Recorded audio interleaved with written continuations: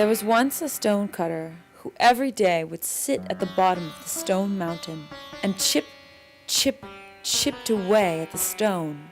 He performed his work happily and was thankful to the goddess for his simple life.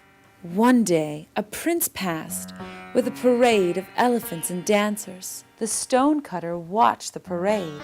How powerful the prince was, thought the stone cutter. The stone cutter prayed to the goddess that one day he too could be a prince. The wise and generous goddess heard the hard-working stone cutter's prayer and decided to answer it. To his great surprise, he suddenly became the prince and was now living in a beautiful palace. He had all the food he could ever eat and all the money in the world. But what he loved most was the palace garden. His favorite thing was his roses. The roses were very beautiful.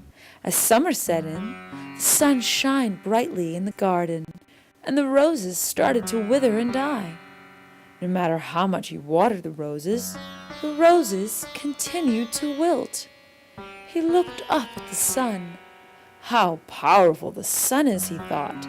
The stonecutter was no longer happy being just a prince. The stonecutter prayed, "I pray that I could be as powerful as the sun." The goddess heard his prayer and decided to accept his plea.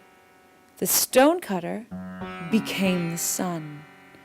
He was very powerful and shined brightly. He began to abuse his gifts by shining too brightly on everyone below. He scorched the fields.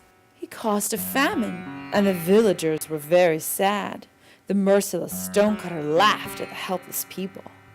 But all of a sudden, a huge black cloud came and moved between him and the earth. No matter how far he reached his light, he could no longer shine on everyone below. The stonecutter was very mad. How powerful that storm cloud is, he thought. "Goddess, please, make me the clouds." The goddess looked at the stonecutter and saw that he was becoming out of control. She decided to grant his prayer, and the stonecutter became the clouds. He continued to show no mercy on the people below. He threw lightning bolts, rain, snow, and wind. But after a while, he ran up against something that would not move. No matter how much it rained, no matter how much snow or wind, the mountain did not move. How powerful the mountain is! "There is nothing more powerful than the mountain," said the stonecutter. "Goddess, I demand that you make me the mountain." The goddess looked at the poor stonecutter and the misguided choices he made. The goddess decided to teach the stonecutter a lesson. The goddess answered this one last prayer. "This is your last prayer. No longer will I answer your humble requests." The goddess bowed goodbye and disappeared. The greedy stonecutter became the mountain and was now more powerful than anything else. He was very happy until he felt a tiny sting on the bottom of his toe. A small prick.